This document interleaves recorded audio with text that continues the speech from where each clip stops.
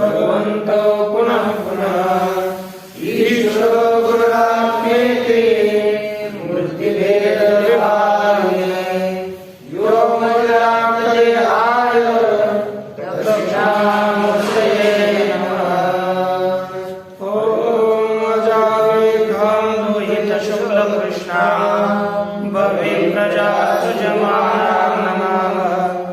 अजायतां जुषमानां भजन्ते जगत्पिनामुक्तभोगा नमस्तां कमलाय महामुनये मुनये शिष्याय तस्य चास्महे पंचशिखाय ततेश्वर कृष्णाय ते नमस्यामः। दुःखदयादिहाता जिज्ञासादकपातेनो दृष्टे सामान्ताचे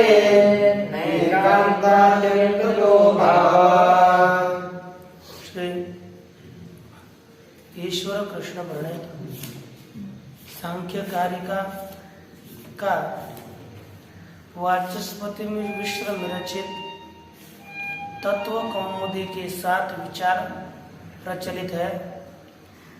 इस विचार में प्रथम इस शास्त्र की प्रवृत्ति की सिद्धि करी, अर्थात यह शास्त्र विरचित लिखना योग्य है, यह बताया गया प्रथम 3 कारिकाओं में, अर्थात 2 कारिकाओं में। तत्पदृष्टवदानुश्रमिका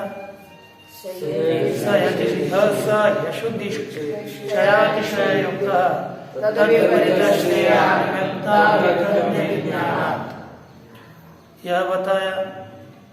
तृतीय कारिका में शास्त्र का संक्षिप्त सिद्धांत बताया, कितने तत्व है, उसका मूल प्रकृति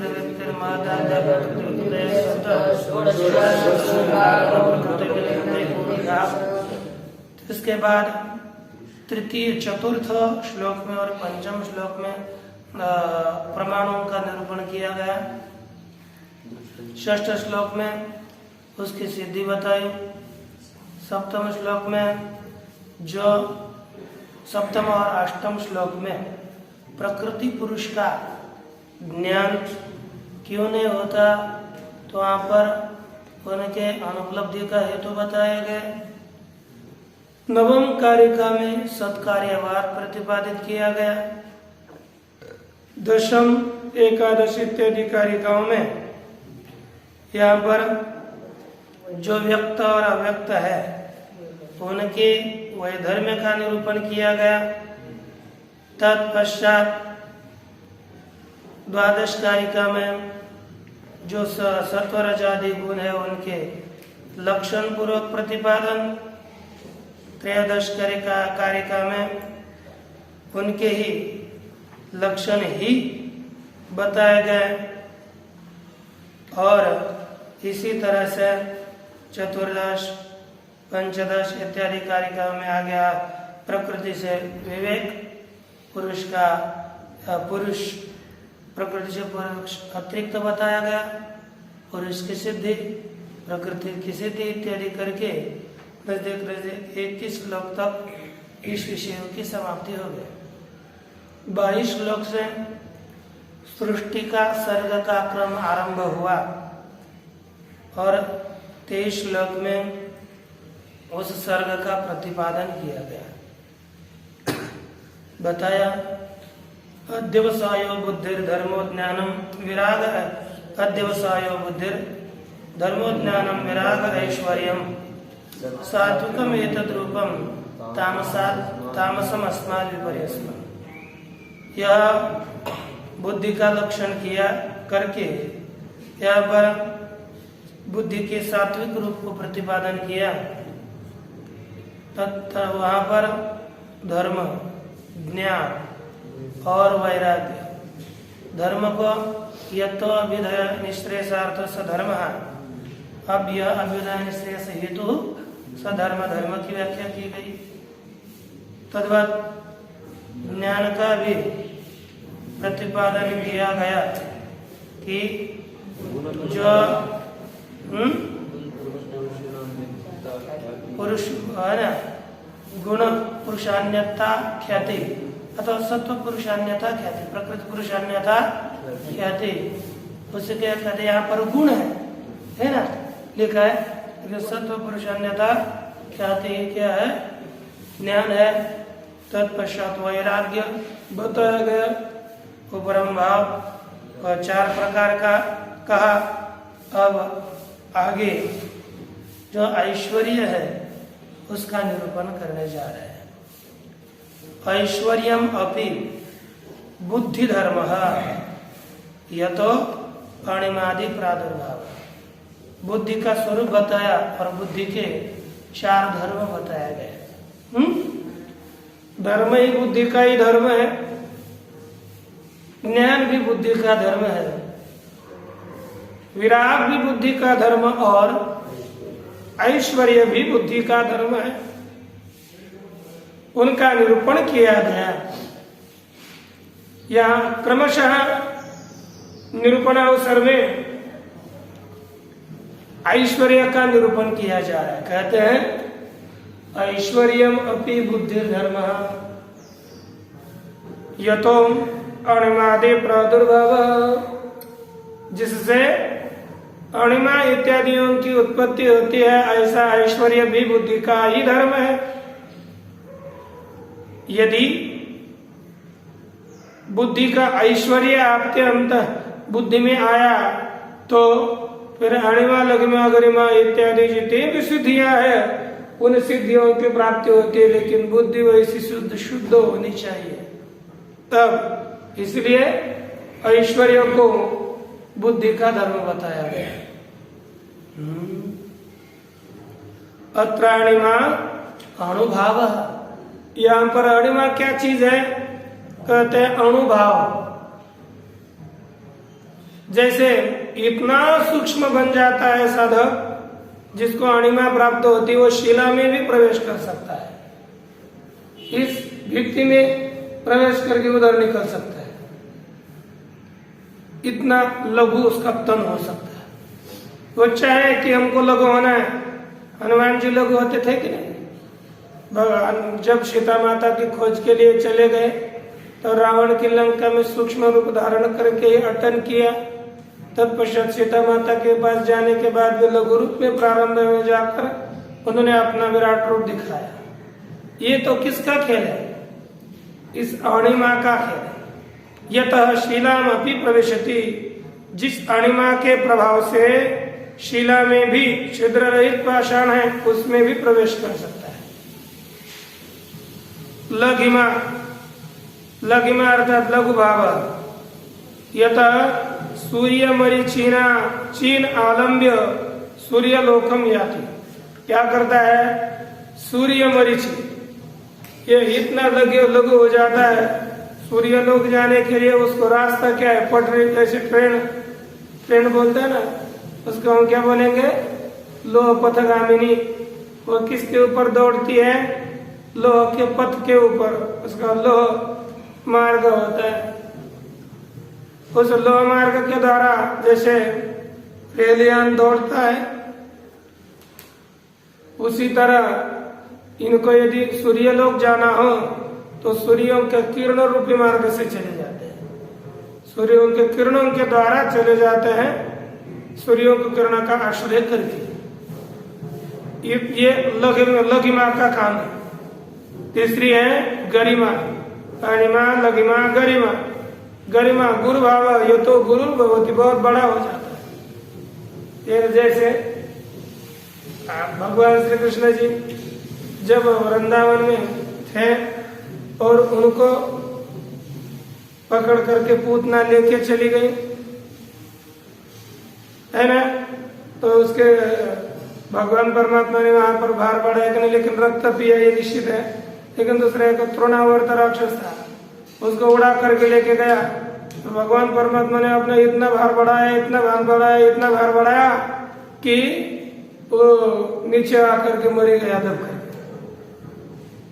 यही करे गुरु भाव, ये भी गरिमा का प्रभाव है, महिमा का महतो भाव यतो महान भवति।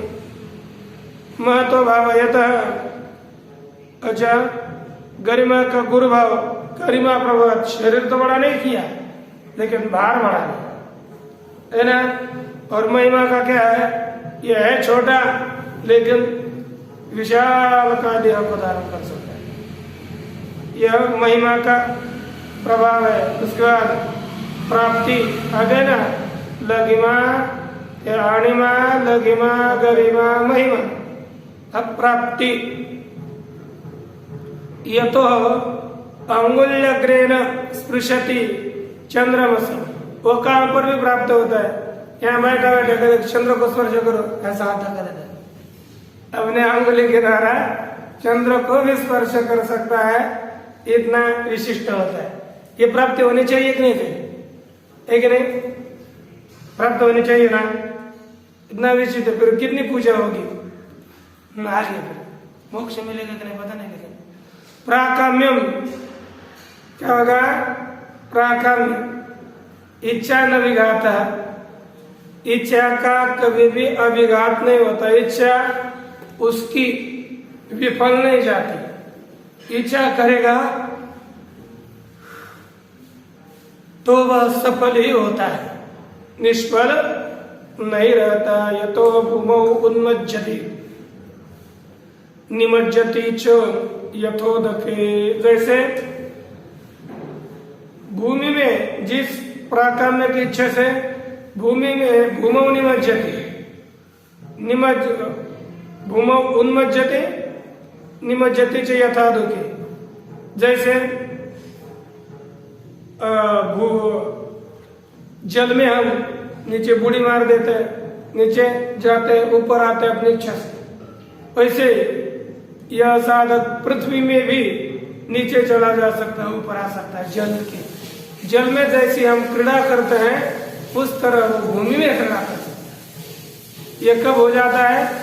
यहाँ से घुसेगा और उधर निकलेगा, यहाँ से प्रवेश करेगा उधर निकलता, जल से निकलता है कि नहीं? वैसे ही भूमि से भी ऐसे निकल सकता है। अरे यदि यहाँ उधर से आ गया गाड़ी आपको धड़क देने के लिए, यहाँ से नीचे से घुसो, उधर से है क्या नहीं? कितना बड़ा है। बस उसके बाद है वशित्वम, यह तो भूत भौतिकम वशी भवती अवश्यम, जिस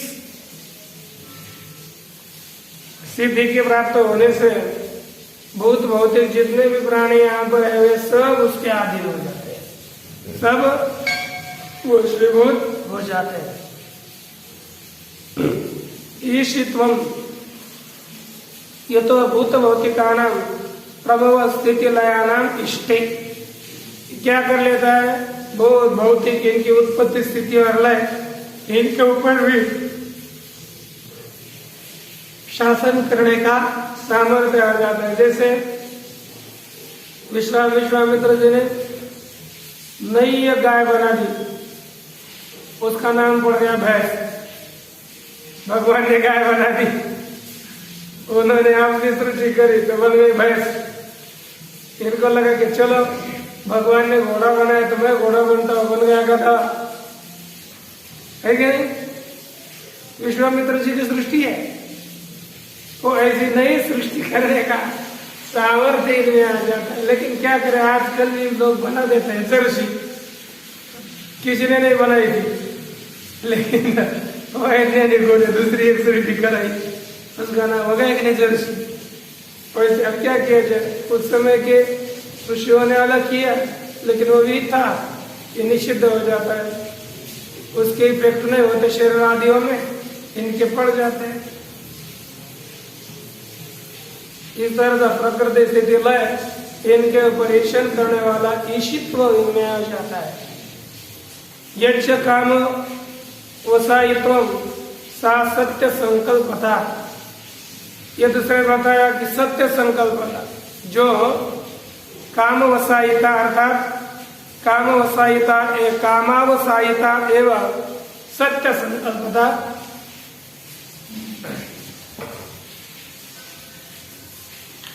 काम वही तो है जो काम निश्चय किया, अच्छा निश्चय करना, जो निश्चय करने के बाद सफल हो ही जाता है उसे कहते हैं सत्य संकल्पता।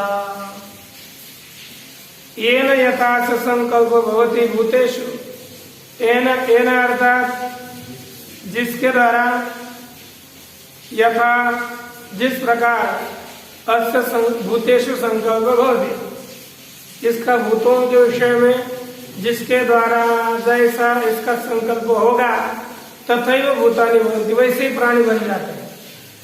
संकल्प करो सफल। अन्येषां मनुष्याणां निश्चयाः निश्चेतव्यम् अनुविधीयन्ते। देखो दूसरे जितने भी मनुष्य है ना, उन मनुष्यों के निश्चय वो जैसा निश्चय करेगा उसके अनुसार चलेगा। आपने निश्चय किया तो आप कहेंगे कि इसका निश्चय ऐसा हो जाए, उनका निश्चय वैसा ही बन जाता है, अलग सा रहता है। योगिनस्तु निश्चेतव्या पदार्था निश्चयम् इति चत्वारा।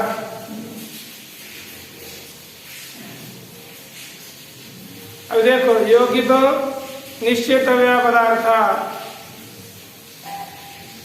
निश्चयम् इति, योगी क्या करते, योगी क्या तो निश्चेतव्य पदार्थ ही निश्चय होते हैं। इस तरह योगी लोग जितने भी ज्ञेय पदार्थ है, क्या लिखा, अनुविधीयन्ते यो अन्येषां मनुष्याणां निश्चया, निश्चेतव्यम, निश्चेतव्य का अनुसरण करते, लेकिन योगी ज्ञेय पदार्थ निश्चय ज्ञानम अनुसरता भवन्ति। यानी योगी तो निश्चय का अनुसरण करते है ना, अन्य का अनुसरण नहीं करते। इस तरह से चार पदार्थों का निरूपण किया गया अभी तक। ये सभी बुद्धि के सात्विक धर्म बताए गए। तामसास्तु तद विपरीता बुद्धि धर्म, तामस उससे इससे विपरीत धर्म बताए गए। अधर्म अब क्या हो गया, धर्म ज्ञान वैराग ऐश्वर्य, तो उसके विपरीत क्या हो गया, अधर्म अज्ञान अवैराग्य अनैश्वर्य नामक चार ये विपरीत तामस धर्म बताया गया। अब पहले अब ये क्रमशः देखो, यहाँ निरूपण उनका ये किनका, 24 पदार्थों का। इनमें प्रकृति का निरूपण पहले किया गया, पुरुष का भी सामान्यता किया गया। प्रकृति से जो सर्ग उत्पन्न हुआ मत अर्थात बुद्धि, उसका अभी तक निरूपण किया। ये बुद्धि बताएगी। बुद्धि के बाद क्या आता है, अहंकार। अब अहंकार का लक्षण, उसका स्वरूप इत्यादि उनका प्रतिपादन करेंगे। तो देखिए अहंकार से लक्षणम अभिधा अभिमानो अहंकार तस्मात् विधा प्रवर्तते सर्गः एकादशकस्य गणः तन्मात्र पंचकश्चैव।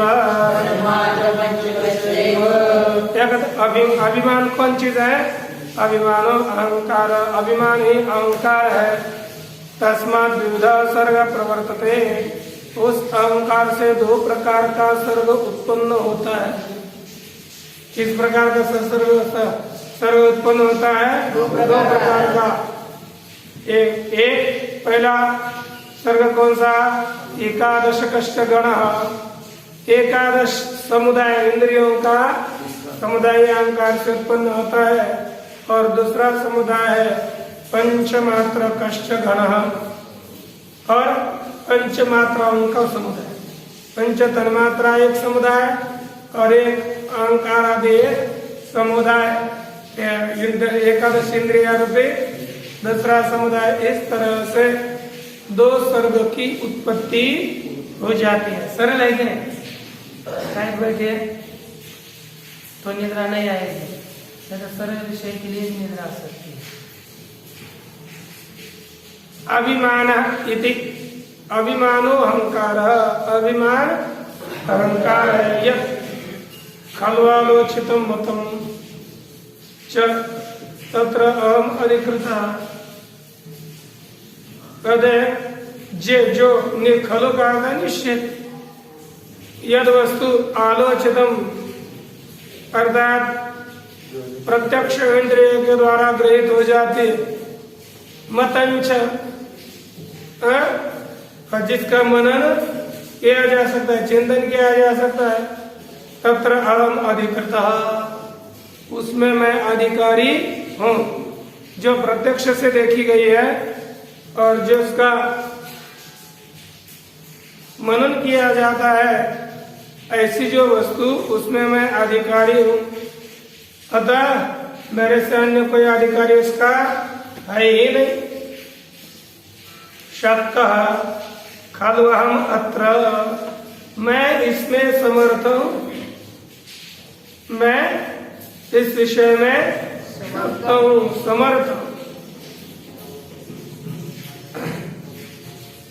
मदर्था ऐसा अमी एवं मदर्था एवं अमी विषया, मेरे लिए ये सब विषय है ना। मैं सोऊंगा, लेकिन ऐसा निश्चय करना, इसको क्या कहते हैं? अभिमान।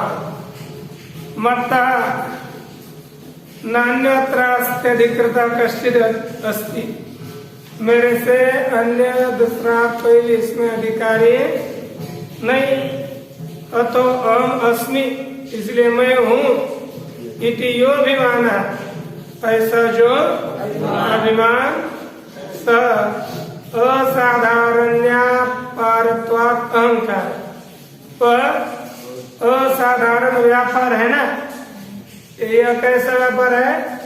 असाधारण व्यापारत्वात्, असाधारण व्यापार वाला होने से ये अहंकार हुआ।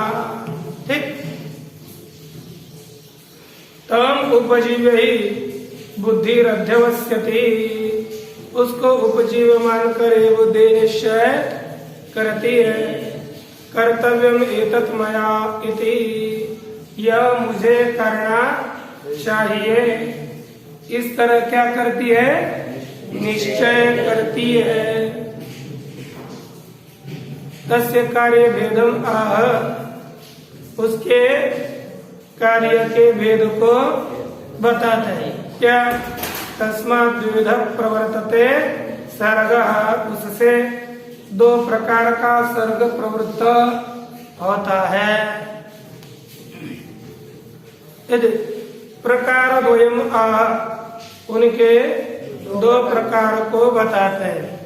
एकादश कश्च गण, क्या बताया? एकादश, दो प्रकार का सर्ग है, तो एकादश गण समुदाय। दूसरा बताया इंद्रिया, वह एक एकादश गण कैसा है? इंद्रिय नामक है।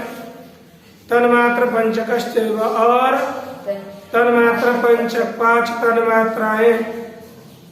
ठीक, द्विविध एवं सर्गो अहंकारा, दो प्रकार का ये सर्ग अहंकार से प्रवृत्त होता है। न तो अन्य इति एवं कार्येण अवधारयति, दूसरा सर्ग नहीं है, इस तरह से एवं कार्य के द्वारा निश्चय करते हैं। स्यादेत अहंकाराद, अब यहाँ पर इस श्लोक का भी विचार किया गया। तत्पश्चात श्लोक का विचार के लिए प्रवृत्त हो रहे हैं। कहते हैं स्यादेत, ये होने दो, दो प्रकार का सर्ग इस अहंकार से उत्पन्न होने दो, सृष्टि दो प्रकार के होने दो। अहंकारात् एक रूपात् कथम जड़ प्रकाशकौ गणौ विलक्षणौ भवता, अहंकार क्या कितना रूप है? अहंकार एक रूप वाला अहंकार है। अहंकार एक ही है ना, एक रूप वाला अहंकार, और उसे दो प्रकार के प्राणी उत्पन्न होते। जैसे एक थी भैंस काली, उससे एक सफेद और काली, दो कैसी उत्पन्न होगी? फिर काली भैंस से तो काली होगी ना, सफेद हो जाती है, अभी देखी है नहीं ना। जैसे अहंकार एक रूप वाला है, उससे जड़ और प्रकाश रूप दोनों ऐसे विलक्षण गण समुदाय कैसे उत्पन्न होंगे? अर्थात हो ही नहीं सकते। तो उत्तर देते सात्विक एकादशक प्रवर्तते वैकृताद अहंकारात् भूतादेस्तन्मात्रस्य तामसस्तेजसादुभयम्। कहते सात्विक एकादशक प्रवर्तते, वैकृतात् अहंकारात्। वैकृत अहंकार, वैकृत शब्द का अर्थ है सात्विक। वैकृत अर्थात सात्विक, अर्थात सात्विक अहंकार से सात्विक एकादश इंद्रियां उत्पन्न होती।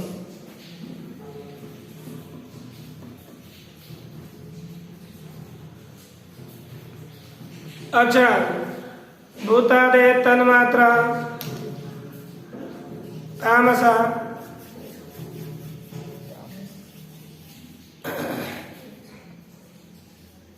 कहा कि जो भूतादि भूतों का आदि तन्मात्र है,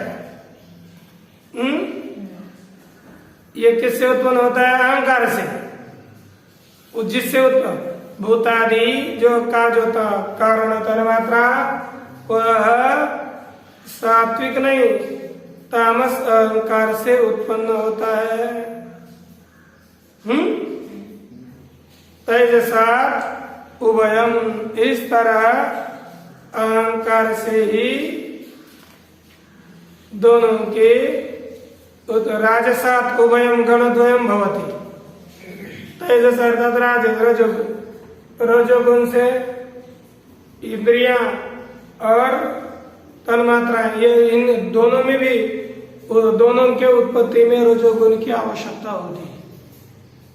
किन किन के? दोनों के, इंद्रियों के और तन्मात्राओं की उत्पत्ति में रजोगुण के दोनों की उत्पत्ति में आवश्यकता है।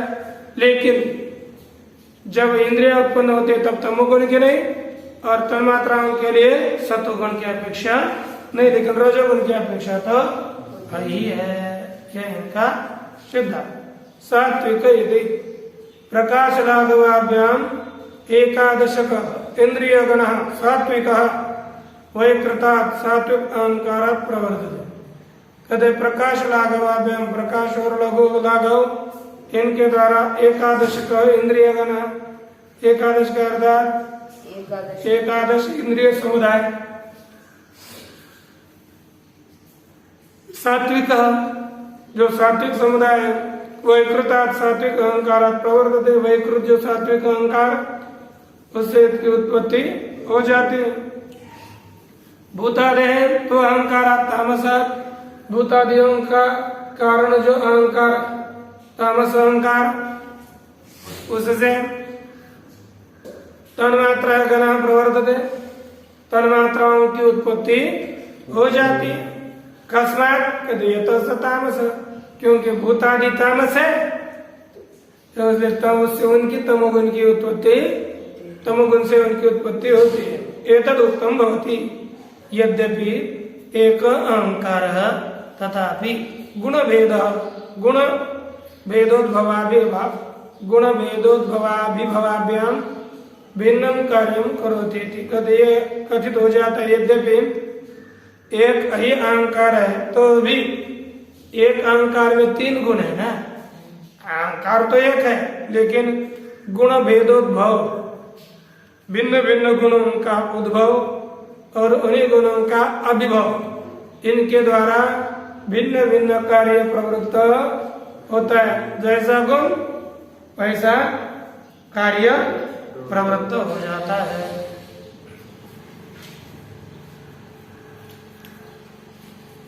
यहाँ पर एक और शंका करी गई, ननु यदि सत्वतमोभ्यामेव सर्वं कार्यं जन्यते तदा कृतम अकिंचित करेण रहस्यायति।